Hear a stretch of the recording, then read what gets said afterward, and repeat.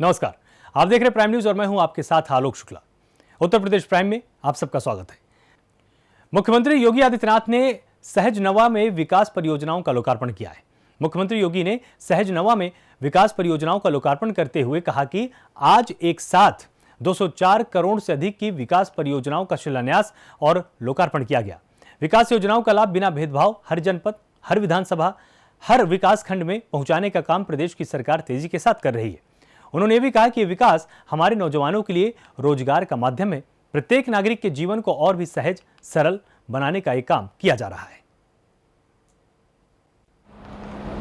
गोरखपुर संसदीय क्षेत्र में लगातार 5 बार आप लोगों ने मुझे सांसद चुना। विकास के लिए हम लोग प्रयास करते हैं। कम और ज्यादा विकास की प्रक्रियाओं को आगे बढ़ाने का कार्य होता था, लेकिन जब आदरणीय प्रधानमंत्री जी ने उत्तर प्रदेश की बागडोर मेरे हाथों में दी, भारतीय जनता पार्टी की सरकार आज प्रदेश के अंदर बिना भेदभाव के विकास की योजनाओं का लाभ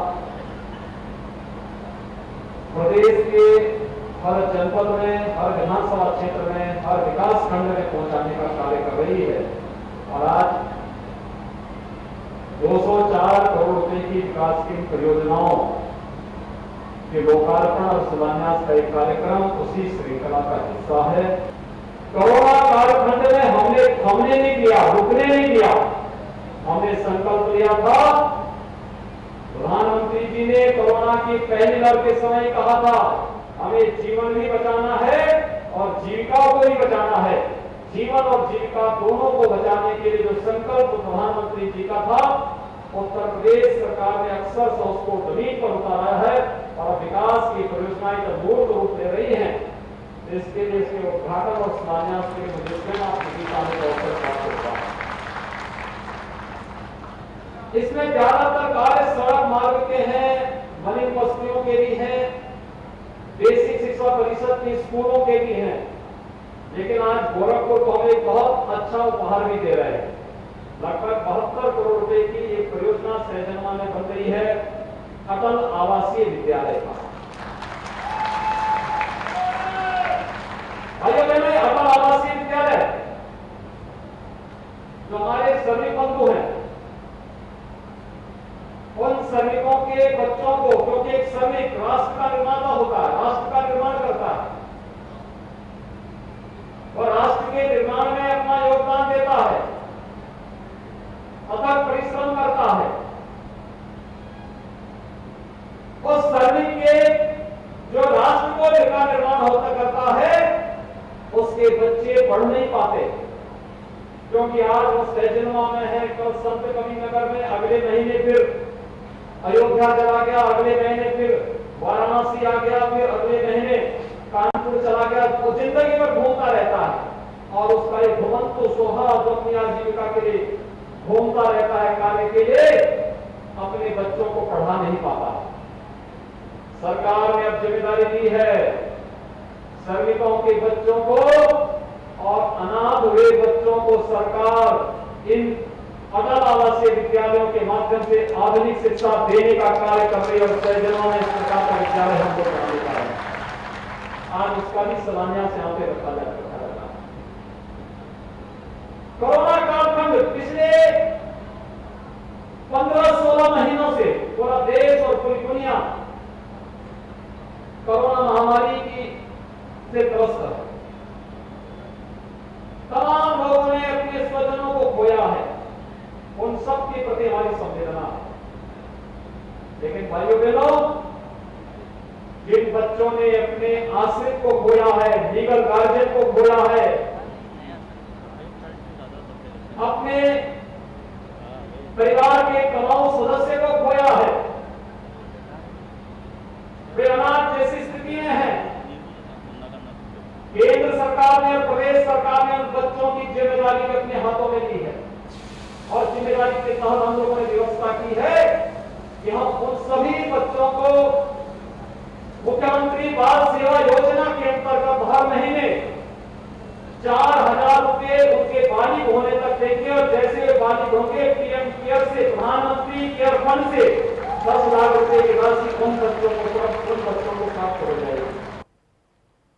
वहीं कानपुर पहुंचे रक्षा मंत्री राजनाथ सिंह ने जम्मू में एयरफोर्स स्टेशन पर ड्रोन द्वारा किए गए हमले को लेकर मीडिया से बात की।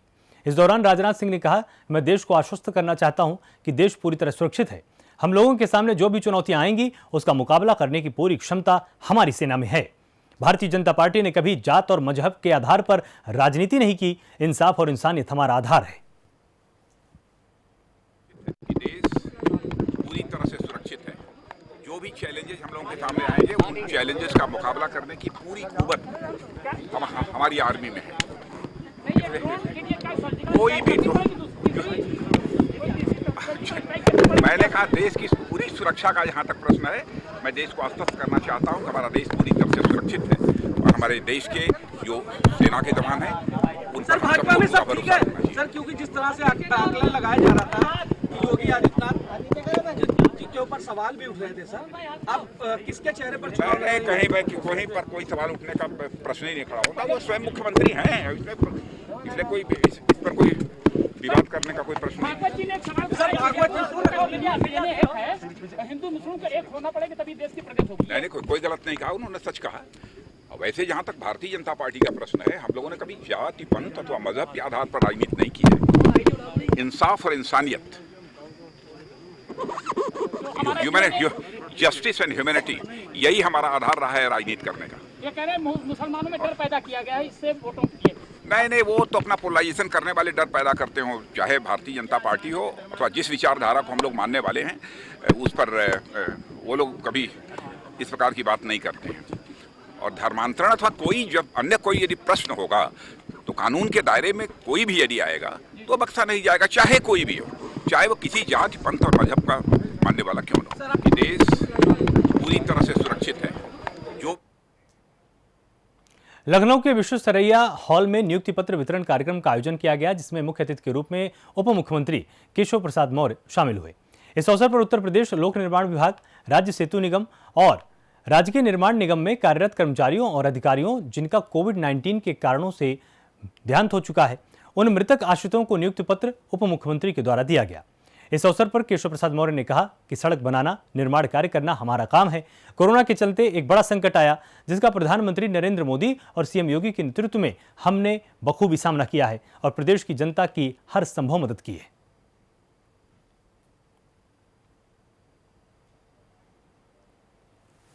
उत्तर प्रदेश राजकीय निर्माण निगम, उत्तर प्रदेश राज्य सेतु निगम के हमारे 711 की संख्या में, जिसमें मुख्य अभियंता, अधीक्षण अभियंता, अधिशासी अभियंता, सहायक अभियंता, अवर अभियंता और क्लर्कियल पोस्ट और 4th क्लास से जुड़े हुए अधिकारी कर्मचारियों का निधन हुआ। कोविड के कारण भी और अन्य कारणों से भी उन सबको समयबद्ध तरीके से नियुक्ति पत्र मिल जाए, उनकी जो देयता है उनका भुगतान हो जाए, इसको लेकर के हम लोगों ने बैठक किया था। और आज प्रतीकात्मक यहाँ 25 ऐसे आश्रित भाई बच्चों को नियुक्ति पत्र दिए गए हैं।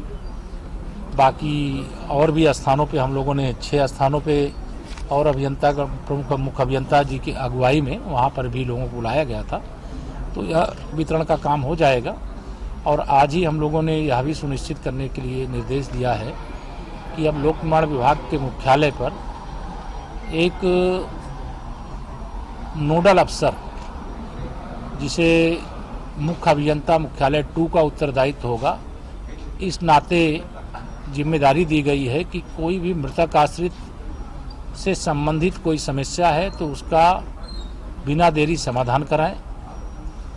और जो हमारे बहुत बड़ा परिवार जो लोक निर्माण विभाग की सेवा करके रिटायर हो गए हैं, उनकी भी समस्या रहती है तो उनको चक्कर ना काटने पड़े, वह भी जो नोडल अफसर होगा वह देखने का काम करेंगे। इसी प्रकार से निर्माण निगम में और सेतु निगम में भी एक अधिकारी नोडल अफसर के रूप में नियुक्त किया गया है कि जो ऐसी समस्याओं का समाधान करेंगे। उत्तर प्रदेश के बेसिक शिक्षा मंत्री सतीश द्विवेदी ने 69,000 शिक्षक भर्ती के आरक्षित वर्ग के नाराज अभ्यर्थियों के साथ बैठक की है। ये अभ्यर्थी लखनऊ में बेसिक शिक्षा मंत्री सतीश द्विवेदी के आवास का घेराव करने पहुंचे थे। अभ्यर्थियों का आरोप है कि 69,000 शिक्षक भर्ती में आरक्षण घोटाला हुआ है। शिक्षा मंत्री सतीश द्विवेदी ने शिक्षा विभाग के अधिकारियों और अभ्यर्थियों के प्रतिनिधि मंडल से मुलाकात की और इस दौरान उन्होंने अभ्यर्थियों की शिकायत को सुना और आरक्षण की बात भी की है। बेसिक शिक्षा मंत्री सतीश द्विवेदी ने कहा कि शिक्षक भर्ती पूरी तरह पारदर्शी है, इसमें कहीं आरक्षण घोटाला नहीं हुआ। इसके अलावा उन्होंने ये भी कहा कि उन्हें राष्ट्रीय पिछड़ा वर्ग आयोग से भी कोई पत्र नहीं मिला। शिक्षा मंत्री ने इस मामले में प्रमुख सचिव को आयोग से संपर्क करने के लिए कहा है। सतीश द्विवेदी ने यह भी कहा कि आयोग जो रिपोर्ट देगा हम उस पर जवाब देंगे। बैठक के बाद अभ्यर्थियों के प्रतिनिधि मंडल ने बताया कि अब वो 4 दिन इंतजार करेंगे। उन्हें भरोसा है कि बेसिक शिक्षा मंत्री इस मामले में उचित फैसला लेने वाले हैं, इससे उनकी मांगें पूरी हो जाएंगी।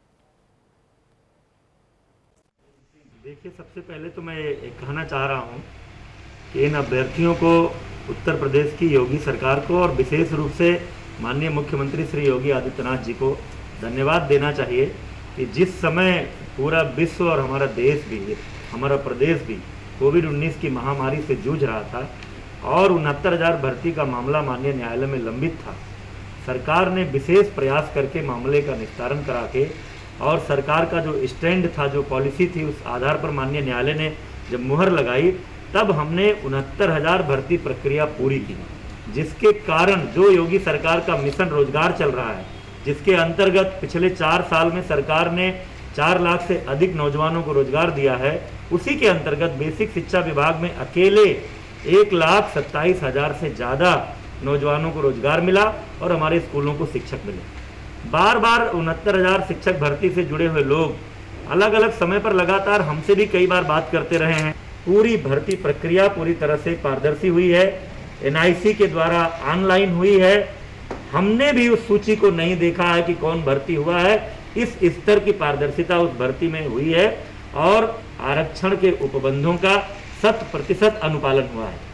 ये लोग कई बार ये आरोप लगाते हैं कि जो 69,000 की भर्ती में आरक्षित वर्ग की जो संख्या होनी चाहिए 18,598, उससे कम भर्ती हुई है। इस संदर्भ में मैं आपको बताना चाहता हूं कि जो अन्य पिछड़ा वर्ग के आरक्षित कैटेगरी के 8,755 जो क्षैतिज आरक्षण होता है, जिसमें उस वर्ग की महिलाएं, उस वर्ग के दिव्यांग, उस वर्ग के भूतपूर्व सैनिक और उस वर्ग के स्वतंत्रता संग्राम सेनानी होते हैं, और 9,843 जो अन्य पिछड़ा वर्ग की मेरिट की अभ्यर्थी होती है, यानी 18,598 वो तो हुआ ही है। शेष जो अपनी मेरिट के आधार पर, MRC के आधार पर लोग, अन्य पिछड़ा वर्ग के लोग जाकर सामान्य वर्ग में चयनित हुए हैं, ये संख्या मिलाकर 18,500 जो संख्या आ रही है, इसके अतिरिक्त 31,000 से ज़्यादा इस पूरी भर्ती प्रक्रिया में 31,000 से ज़्यादा अन्य पिछड़ा वर्ग के लोग भर्ती हुए हैं।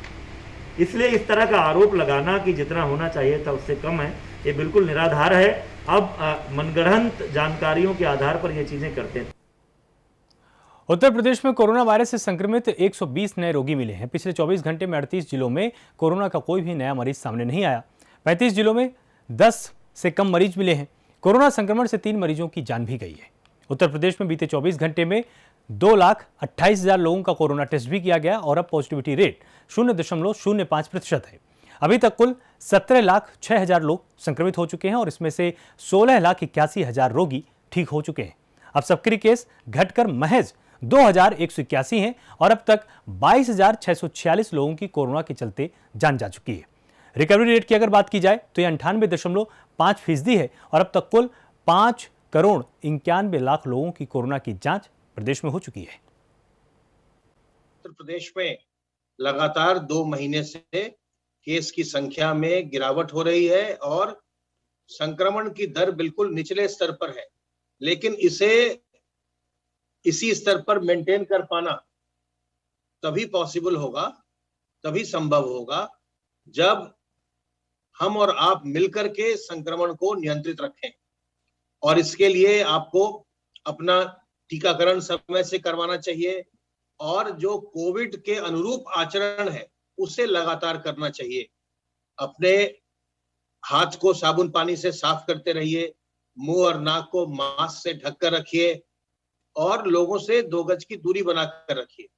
और यह कार्य केवल आप नहीं बल्कि आपके परिवार के सभी लोग करें, आपके जो मित्र हैं, परिचित हैं, वो भी करें और सबों को ये संदेश दीजिए कि संक्रमण कम हुआ है, लेकिन संक्रमण समाप्त नहीं हुआ है। अभी हाल में मैंने प्रदेश के कई जिलों का दौरा किया और मैंने पाया कि लोगों में अब ये एक ऐसी भावना आ रही है कि संक्रमण समाप्त होने के करीब है और कोई अब लोग मास्क लगाने की आवश्यकता नहीं है। ये बिल्कुल ही गलत धारणा है। संक्रमण यही है और कभी भी हम अगर ये लापरवाही करेंगे तो फिर ये बढ़ सकता है।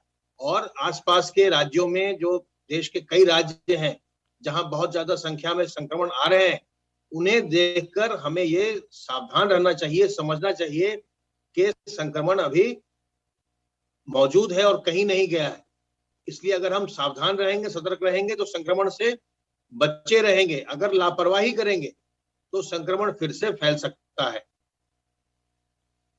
प्रदेश में अब तक कुल मिलाकर 5,91,03,444 सैंपल्स की जांच की जा चुकी है और ओवरऑल पॉजिटिविटी रेट इस समय 2.89% है। 2,181 एक्टिव इन्फेक्शन के केस में से 1,500 व्यक्ति होम आइसोलेशन में हैं और बाकी के व्यक्ति चिकित्सालयों में अपना इलाज करवा रहे हैं अथवा असाइनमेंट की प्रक्रिया में हैं। सर्वेलेंस का कार्य प्रदेश में लगातार चल रहा है। अब तक 2,95,044 इलाकों में 6,48,136 टीम दिवस के माध्यम से 3,58,51,893 घरों का सर्वेलांस हो चुका है और इनमें रहने वालों की संख्या 17,23,45,635 है। वैक्सीनेशन का कार्य भी निरंतर चल रहा है और आज से पुनः जो क्लस्टर मॉडल ऑफ वैक्सीनेशन है उसके अनुसार गांव देहात में भी वैक्सीनेशन का कार्य बड़ी तेजी से प्रारंभ फिर से कर दिया गया है। प्रदेश में अब तक 2,78,02,597 फर्स्ट डोज लगाई जा चुकी हैं और इनमें से 48,26,538 लोगों को वैक्सीन की दूसरी डोज भी लग चुकी है। इस प्रकार अब तक कुल मिलाकर 3,26,29,135 डोजेज लगाई जा चुकी हैं। लोगों में टीकाकरण के लिए बहुत ज्यादा उत्साह दिखाई पड़ रहा है, जो बहुत अच्छी बात है। अगर आप अपने दोनों डोजेज लगवा लेंगे तो आप सुरक्षित हो जाएंगे और संक्रमित होने की संभावना लगभग नगण्य हो जाएगी। तो जब भी आपकी बारी आए, जब आप हमारी टीमें आपके यहाँ जाए तो आप अपना टीकाकरण जरूर करवाइए। अगर आप शहरों में रहते हैं तो जो अस्पतालों में टीकाकरण हो रहा है वहां पर आप पंजीकरण करा के अपना टीकाकरण करा सकते हैं। कई निजी अस्पताल भी टीकाकरण का कार्य कर रहे हैं, आप वहां भी जाकर टीकाकरण करवा सकते हैं।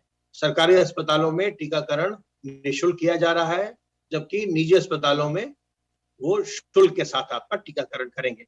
लेकिन अगर आप टीकाकरण करवा लेते हैं अपना और अपने परिवारीजनों का, 18 वर्ष से ऊपर के सभी लोगों का टीकाकरण किया जा रहा है, तो आप सुरक्षित रहेंगे और संक्रमण से खुद भी बचेंगे और दूसरों को भी बचाएंगे।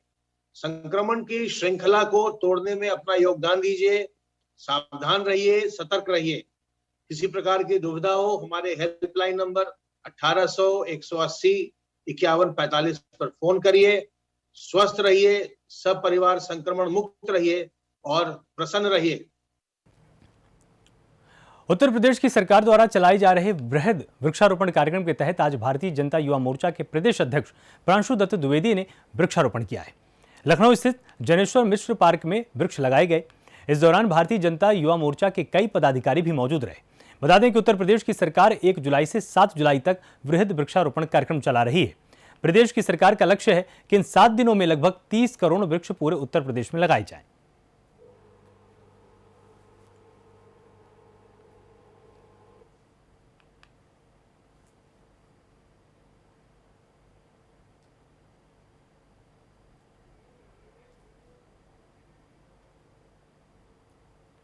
वाराणसी दौरे पर गए सुभाषपा के राष्ट्रीय अध्यक्ष ओम प्रकाश राजभर ने कहा कि 2022 में संकल्प भागीदारी मोर्चा की सरकार बनने वाली है।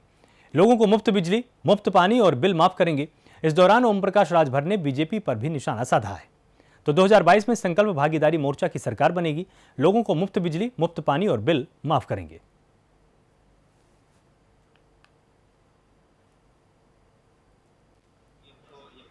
आज बनारस में शिवपुर विधानसभा अजय और अजगरा दो विधानसभाओं के कार्यकर्ता सम्मेलन के उद्देश्य से हम बनारस आए हुए हैं। आगामी 2022 में भागीदारी संकल्प मोर्चा की सरकार बने, इसके लिए संगठन को मजबूत कर रहे हैं। जो पार्टी के विचार हैं, जो उद्देश्य हैं, घरेलू बिजली का बिल 5 साल माफ करने का, गरीबों का इलाज 5 साल फ्री करने का, उत्तर प्रदेश में पूर्ण शराबबंदी का, गरीबों को निःशुल्क अनिवार्य और समान शिक्षा का, सामाजिक न्याय समिति की रिपोर्ट लागू करने का, प्रदेश में भाईचारा पैदा करने का, ये संदेश आप लोगों के माध्यम से जनता तक पहुंचाने के लिए आज यहाँ आप लोगों को बुलाया। 22 का चुनाव हिस्सेदारी को लेकर के हुआ। जो अब तक गरीबों के साथ धोखा हुआ, 1700 थाने हैं, 826 ब्लॉक है, 75 जिले हैं, 18 कमिश्नरी है, 52% आबादी पिछड़ों की है, 22.5% आबादी अनुसूचित जात जनजाति की है। इनको हिस्सेदारी देने के लिए ना तो बीजेपी के पास इनके आंकड़े हैं या सरकार चलाने वाले लोगों के पास इनके आंकड़े नहीं रहते हैं, लेकिन वोट जब आता है, चुनाव आता है, तो इनके आंकड़े उनके पास खट से आ जाते हैं। उनको हक कैसे मिले, हिस्सेदारी कैसे मिले, उनके भी बच्चे डॉक्टर, मास्टर, इंजीनियर, कलेक्टर बने, इसके लिए हम लोग चुनाव मैदान में 22 में सरकार बनाकर घरेलू बिजली का बिल माफ करेंगे। वहीं जालौन में बदमाशों के हौसले पूरी तरह से बुलंद हैं। बदमाशों ने दिन दहाड़े बंदूक की नोक पर पेट्रोल पंप कर्मी से लूट की वारदात को अंजाम दिया है। पेट्रोल पंप से बैंक में पैसा जमा करने जा रहे मुनीम से 3,36,000 रुपए लूटे गए। लूट की घटना से पुलिस प्रशासन में हड़कंप मचा हुआ है। सूचना पर पहुंची पुलिस ने सीसीटीवी की मदद से आरोपियों की तलाश शुरू की है।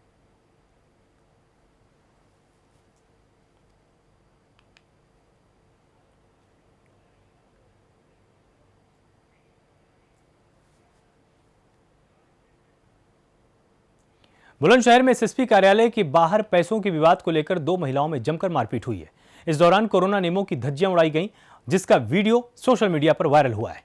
बता दें कि बुलंदशहर में एसएसपी ऑफिस के बाहर आए दिन मारपीट का मामला सामने आता रहता है।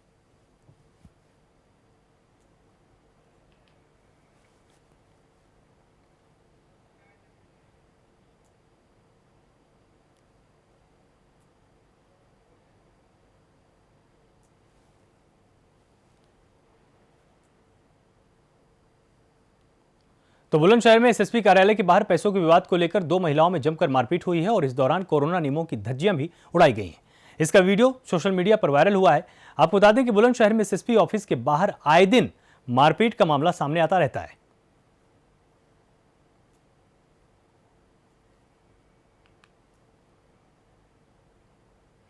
ग्रेटर नोएडा में संदिग्ध परिस्थितियों में एक फ्लैट में सीआईएसएफ के सब इंस्पेक्टर और उसकी पत्नी का शव मिला है। घटना से पुलिस प्रशासन में हड़कंप मचा हुआ है। सूचना पर पहुंची पुलिस ने दोनों के शवों को पोस्टमार्टम के लिए भेजा है और बताया जा रहा है कि दोनों की हाल ही में शादी हुई थी।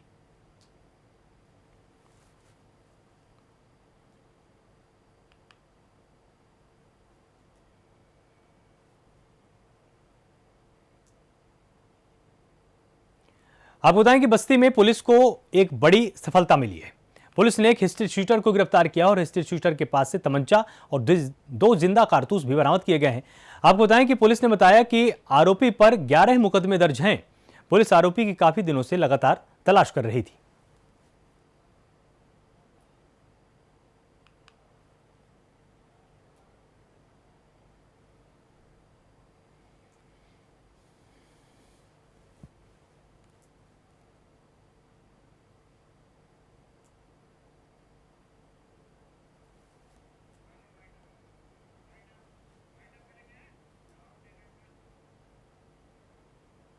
उत्तर प्रदेश प्राइम में फिलहाल इतने ही। आप लगातार जुड़े रहिए प्राइम न्यूज के साथ। नमस्कार।